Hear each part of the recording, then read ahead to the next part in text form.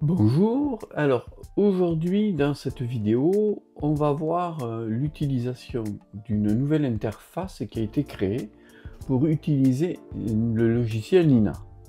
Donc cette application qui s'appelle Touch & Start est une application qui va permettre donc de piloter donc, au travers d'un smartphone ou d'une tablette l'application Nina et tout notre setup. Dans cette présentation, je vais vous montrer comment paramétrer Nina et comment utiliser cette application à partir d'un smartphone ou d'une tablette. Alors, c'est un plugin Nina et ce plugin est associé à une application gratuite sous Android ou iOS. Alors, donc, il faut adresser un grand merci aux contributeurs de ce projet et je vous donne le lien du projet pour pouvoir les aider, par exemple, avec des dons au travers de PayPal. Donc, en fait, dans cette série de diapositives, on va voir donc comment faire l'installation puis l'utilisation du logiciel. Alors avant de commencer, juste une indication, c'est que le Nina et ce logiciel Touch & Start, donc l'application Touch & Start, doivent être sur le même réseau, par exemple notre réseau domestique. Alors on va voir ensemble comment donc installer le plugin, paramétrer les plugins et ensuite comment installer Touch & Start et l'utiliser. Donc on a donc 9 étapes à suivre, c'est assez facile, vous allez voir au fur et à mesure.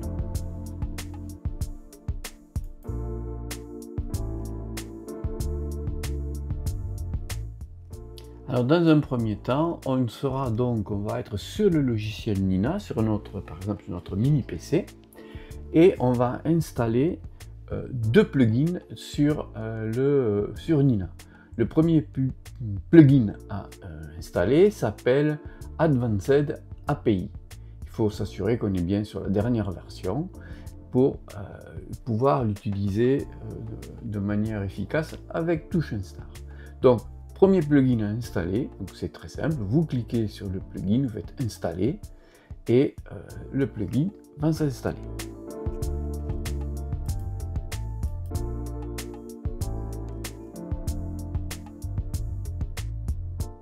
Le deuxième plugin à installer, c'est tout simplement le plugin Touch & Start et vous installerez toujours pareil la dernière version et ça se fait comme tous les autres plugins. Vous cliquez sur Touch & Start, vous faites installer et une fois l'installation du plugin, de ces deux plugins installés, il faut relancer Nina pour qu'il soit pris en compte.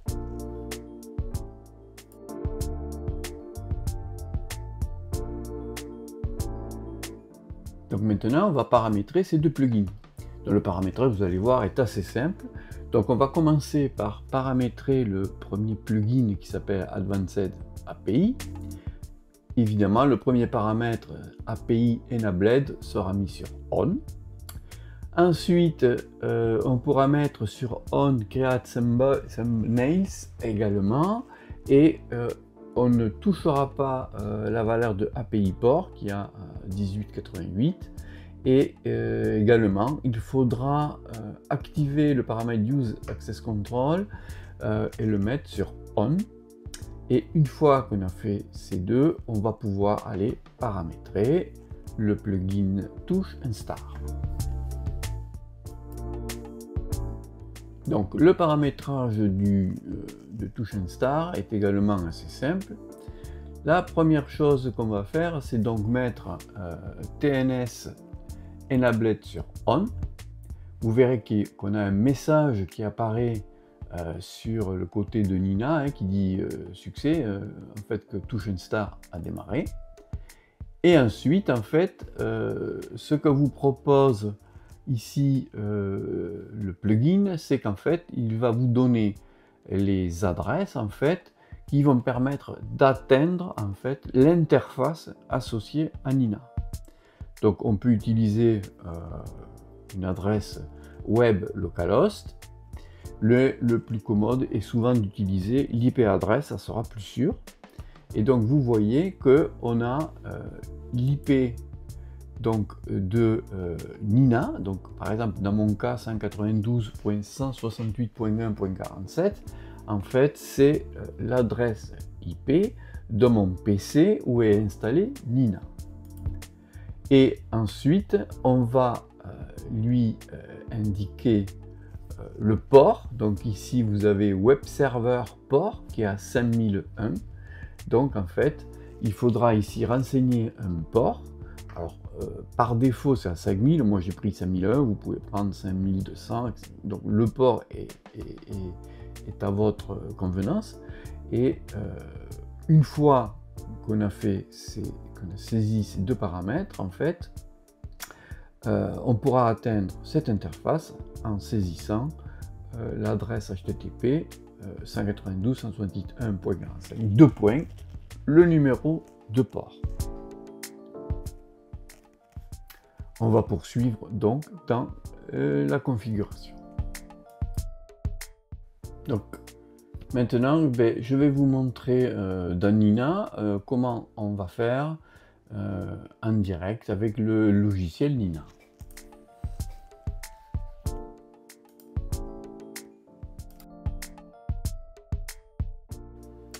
Alors, pour installer donc TouchNStar, il va falloir aller dans Nina et on va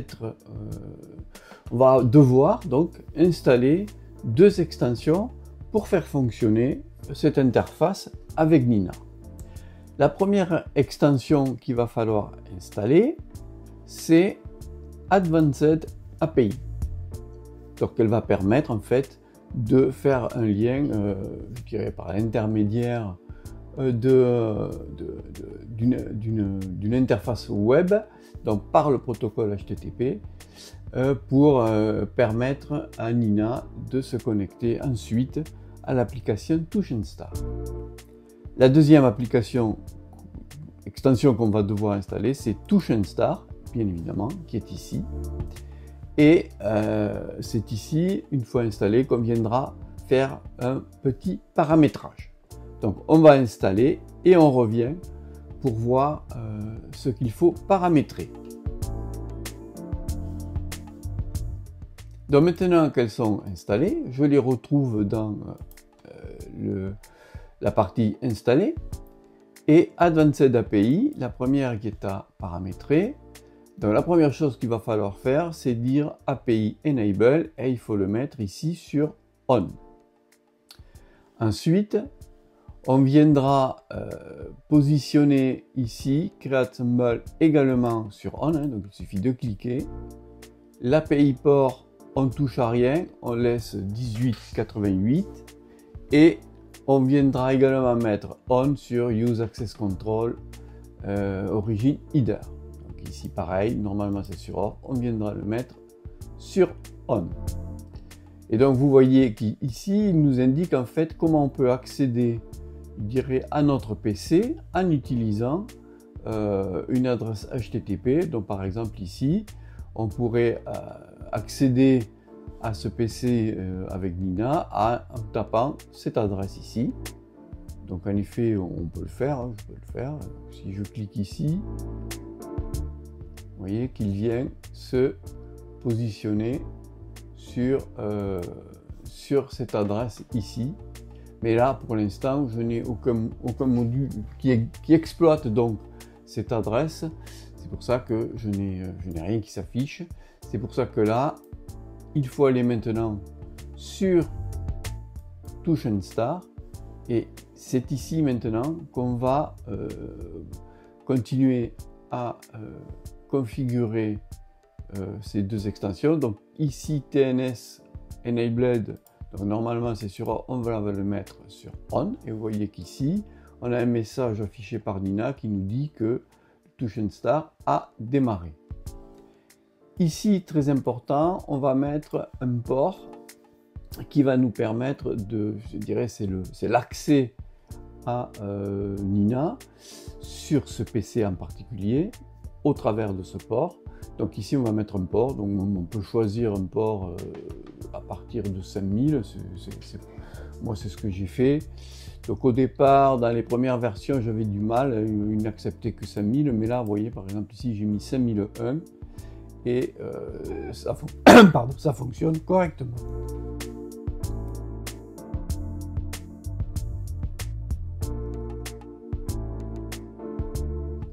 Alors, il faudra faire également une petite opération sur notre box, en fait, pour sécuriser tout ça. C'est-à-dire que il faudra déjà prévoir, faire que notre adresse IP du PC qui donc exécute Nina soit une adresse fixe. Alors moi je possède une box Orange, mais je pense que c'est à peu près pareil sur toutes les boxes. Ce qu'il faut faire, c'est donc dire à la box que notre équipement, donc ici dans mon cas qui s'appelle PC Astro va en fait à l'adresse 192.168.1.45. Donc j'ai ici une option qui me permet de donner une adresse fixe, donc ce qu'ils appellent l'adresse IP statique, une adresse fixe à mon équipement. Donc je vous conseille de faire ça. Sinon, l'adresse IP qui serait associée à ce mini PC pourrait changer chaque fois que le PC démarre. Ensuite, ce qu'il faudra faire, c'est également dans une des options de la box, là où sont décrits tous les ports, en fait, il faudra donner en fait, à notre PC, fixer le port d'entrée et sortie avec la valeur que l'on a mis dans le plugin Touch and Start dans Nina. Donc dans mon cas, je l'ai appelé Touch 2 par exemple, et mon adresse est toujours le PC Astro va ici, qui est associé donc au port en entrée et en sortie 5001. Donc ce sont les deux paramétrages à faire sur la box pour être, je dirais, sécurisé au travers de notre réseau domestique.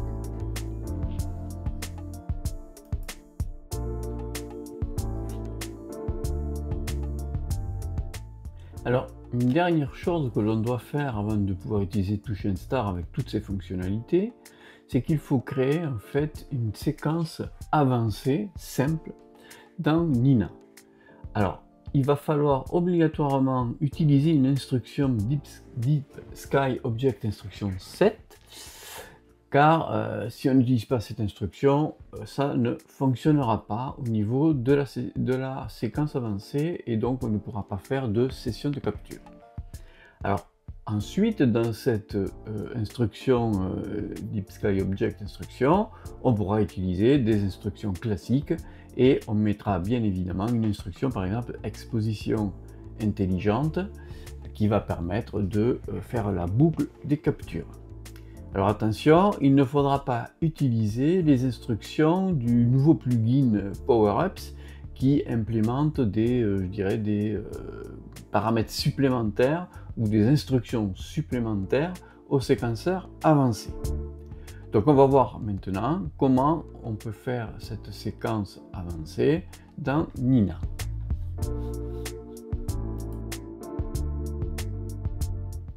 Donc avant de pouvoir utiliser Touch and Start complètement, il va falloir encore faire une autre opération qui enfin consiste à créer une séquence avancée qui sera utilisée après par l'application Touch and Start.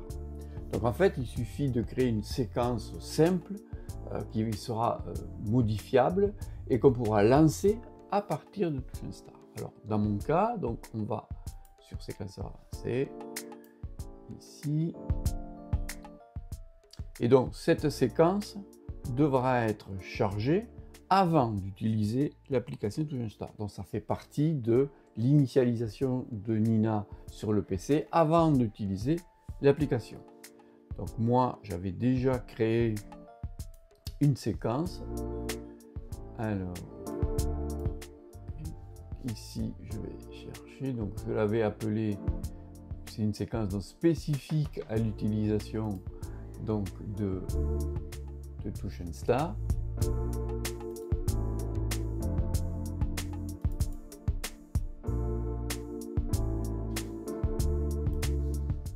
Donc ma séquence, je l'avais appelée touche 1 séquence du son. Je fais ouvrir. Et voilà ma séquence. Bon, c'est une séquence simplifiée. Donc ici, j'aurai donc mon objet avec ses coordonnées. J'ai rajouté dans les déclencheurs un retournement au méridien. Et ici, dans l'instruction de boucle, ici, condition de boucle, donc j'ai mis un Smart Exposure en fait qui permet, par exemple, mon exemple de capturer 30 images de 300 secondes avec un éditeur toutes les 3 images. Et j'ai rajouté une petite instruction, c'est-à-dire à la fin de ma capture, je remets mon télescope en position Home. Donc une séquence avancée simple, mais et que l'on pourra donc lancer à partir de l'application touche Start qu'on va voir ensuite.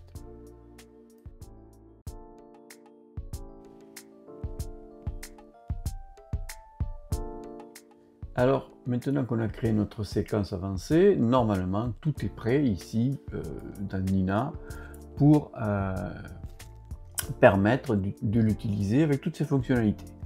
Je vais ici encore vous montrer un petit paramétrage Windows en fait qui va permettre de démarrer Nina automatiquement lorsque le mini PC va être activé et pouvoir lancer Nina avec le bon profile et également en faisant le chargement de la séquence avancée.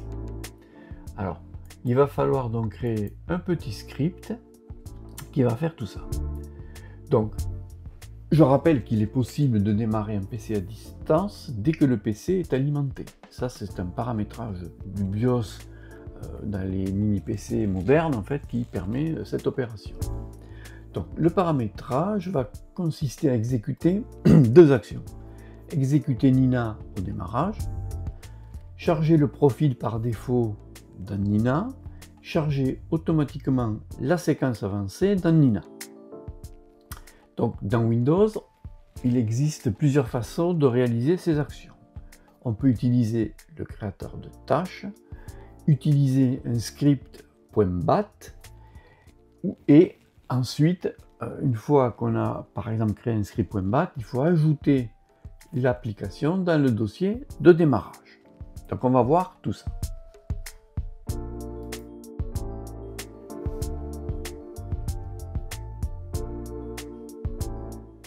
Donc dans Nina, la première chose à faire, c'est donc de récupérer le numéro de profil et de mettre le sélecteur de profil sur off. C'est-à-dire qu'au démarrage de Nina, il ne va pas afficher la pop-up qui vous permet de choisir un profil avant de démarrer Nina. Donc, sélecteur de profil, on le met sur off. Et ensuite, dans la liste des profils, vous verrez qu'on a en fait une information qui s'appelle ID, l'ID du profil, qui est donc une série de chiffres et de lettres. C'est ce ID qu'il va falloir récupérer et qu'on va introduire, en fait, qu'on va après utiliser dans notre script. Donc, le problème de cet ID, c'est qu'il faudra le saisir à la main, puisqu'on ne pourra pas faire de copier-coller. Donc ensuite, la deuxième étape, c'est création avec le bloc-notes d'un script.bat, alors que j'ai appelé ici Nina execute.bat, et il faudra insérer les lignes suivantes. Donc on va faire un echo off, hein, c'est-à-dire c'est pour pas avoir l'affichage de ce script à l'écran. Donc la première chose qu'on va faire, c'est utiliser l'instruction cd, change directory, pour se positionner sur le directory où est installé Nina. Donc en principe, c'est toujours dans le programme Files, Nina. Ensuite, on va faire une instruction start qui permet donc de démarrer Nina. Donc on fait start nina.exe et ensuite on va utiliser deux paramètres, --profile ID, --sequence file. Donc derrière le paramètre --profile ID, on va saisir l'ID du profile qu'on a récupéré tout à l'heure. Et après --sequence file, on va donner le chemin de notre séquence. Donc moi ici, c'est par exemple dans c'est user, alors non, c'est-à-dire c'est votre user à vous, dans document, bon je l'ai mis dans document, mais on peut le mettre là où vous voulez, dans Nina, et après moi j'ai appelé cette séquence touche 1 séquence-JSON. Donc une fois qu'on a saisi ces trois lignes, on fait save et on a donc notre nina execute.bat, un fichier donc qu'on va maintenant positionner dans le répertoire de démarrage des programmes de Windows.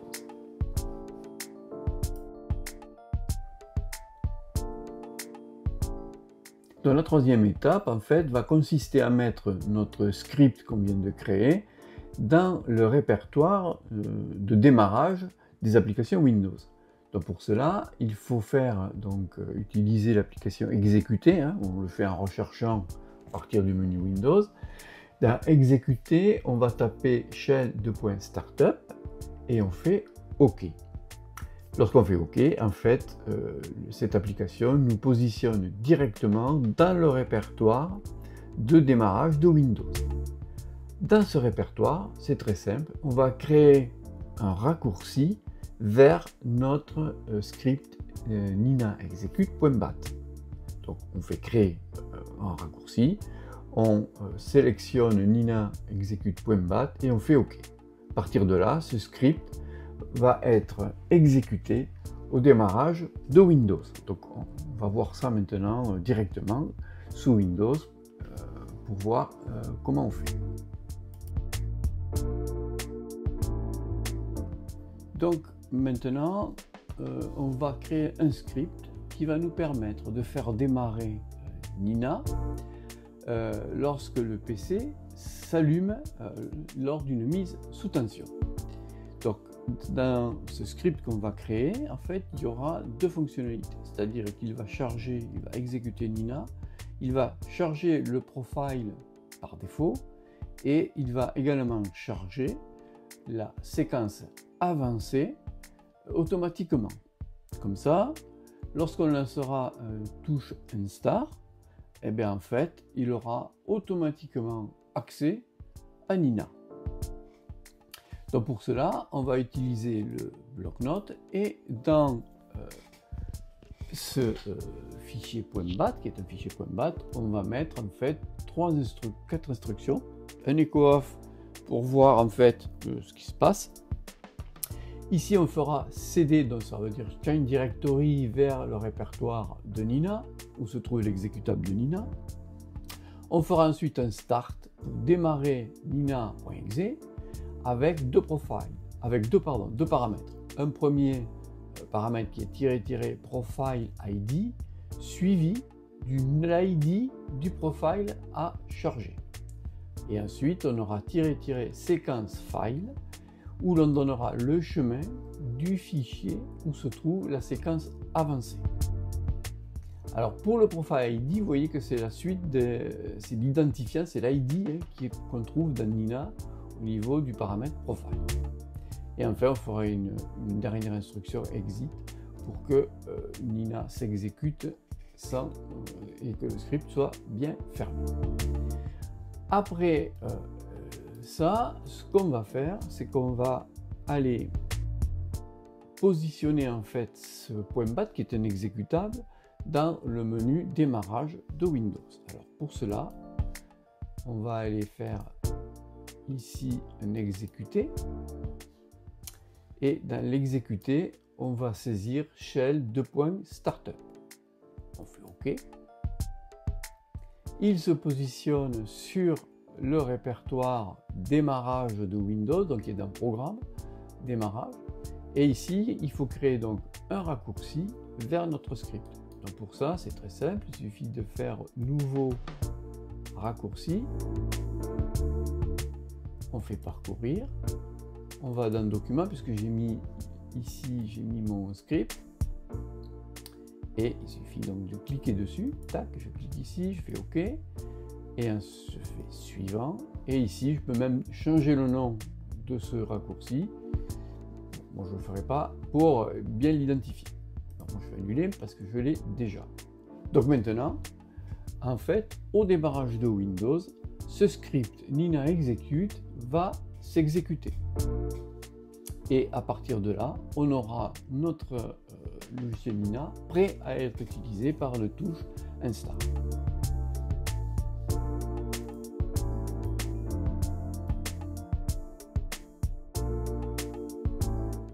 Maintenant que tout est paramétré dans Nina et dans Windows, il faut installer les applications. Alors l'application est disponible en fait sur les deux plateformes Android et iOS. Donc il suffit d'aller sur l'application Store ou sur Google Play, chercher Touch Install et faire l'installation de l'application comme toutes les autres applications. Alors une fois l'application donc installée sur notre smartphone ou une tablette, il va falloir dans un premier temps utiliser donc l'icône paramétrage pour dire en fait à Touch Install sur quelle connexion il doit utiliser avec Nina.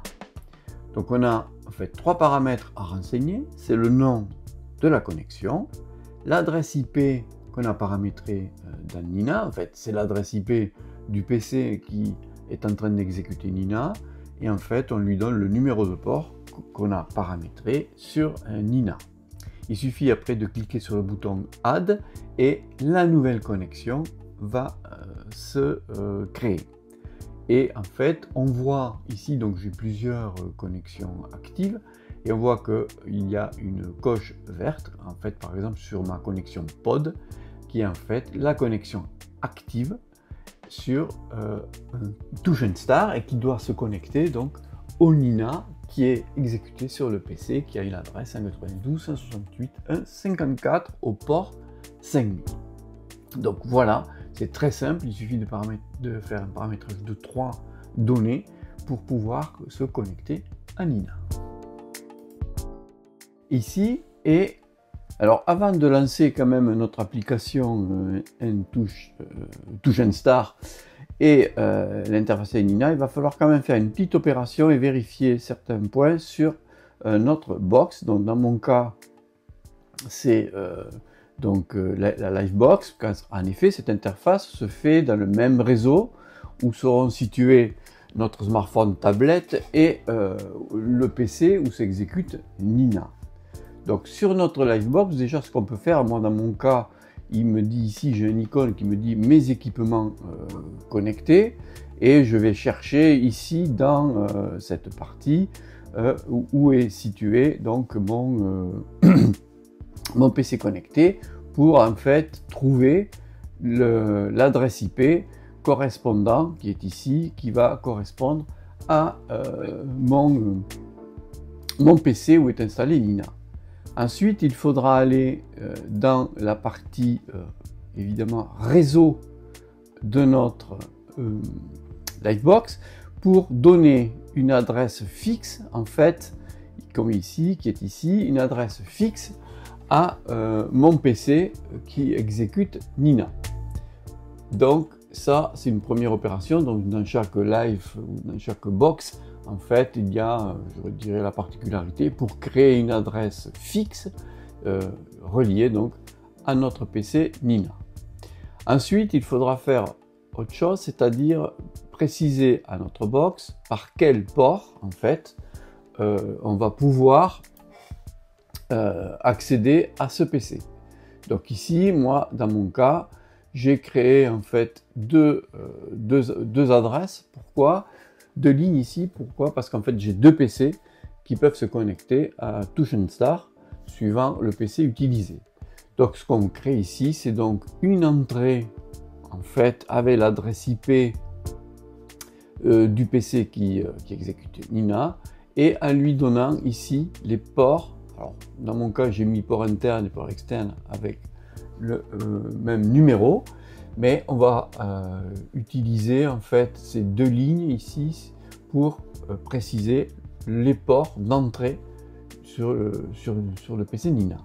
En effet, je vais utiliser ensuite ces deux ports dans l'application TusionStar pour faire la liaison entre le PC et le smartphone ou la tablette.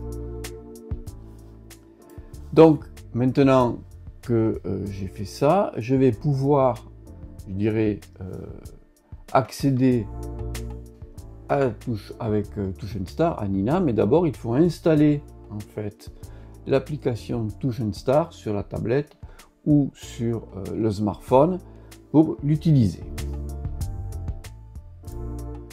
Alors moi j'utilise par exemple un iPhone, donc sur l'iPhone on ira donc sur l'application Store de Apple et on recherchera touche-n-star et on pourra l'installer à partir de cette interface ici.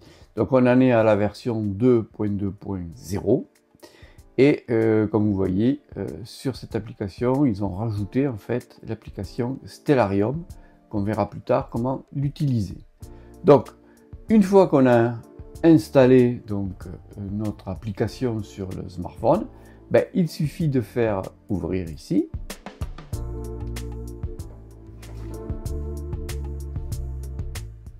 Et l'application va s'ouvrir. Voilà, donc on obtient cette application, cette interface, et ici on va continuer en faisant confirmer. Il nous permet de choisir en fait une langue. Je vais prendre français par exemple, je vais faire confirmer. Ici, il nous précise qu'il existe un wiki, donc c'est-à-dire que c'est une aide en fait qui existe et qui est même en français et qui permet donc de voir comment va fonctionner l'application. On fait confirmer et ici, en fait, on va maintenant donner les informations pour que TusionStar puisse se connecter au PC qui exécute Nina. Donc moi ici je vais donner un nom, donc je vais l'appeler touche 1 puisque j'ai deux, c'est comme ça que je l'ai appelé sur ma Livebox. Et ici je mets l'adresse pour accéder au PC, donc c'est 192 par exemple .168.1.45 et mon port c'est le port 5001. Voilà, il suffit donc de donner ces trois paramètres pour configurer. Je fais confirmer.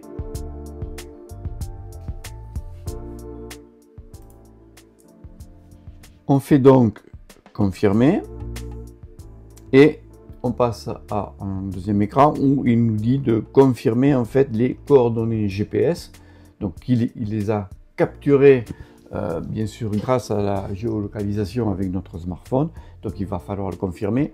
Alors si lors du premier confirmer vous voyez un message comme quoi il n'arrive pas, attendez un peu et recommencer, refaire confirmer. Des fois il met un certain temps en fait pour vraiment se connecter. Donc ici moi mes coordonnées sont bonnes, je fais confirmer et il nous dit que le paramétrage est terminé et je fais donc confirmer.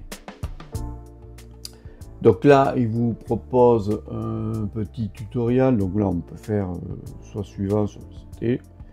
Bon, donc il vous explique en fait sur chaque fonctionnalité du TusionStar. Il va vous expliquer un peu comment cela fonctionne. On va le voir ensemble après. Voilà. Et ici, vous voyez, on peut faire défiler exactement tout. Donc ici, il nous met donc l'interface. La première interface de TusionStar et maintenant on va voir point par point comment fonctionne la connexion aux équipements et après l'exploitation en fait de l'application au travers de Nina.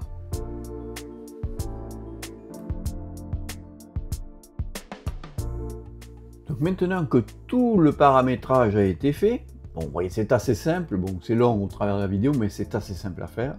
Eh bien, on va faire un test en réel de l'application dans une session Nina pour voir en fait comment on peut, à partir donc, du smartphone ou de la tablette, l'utiliser directement.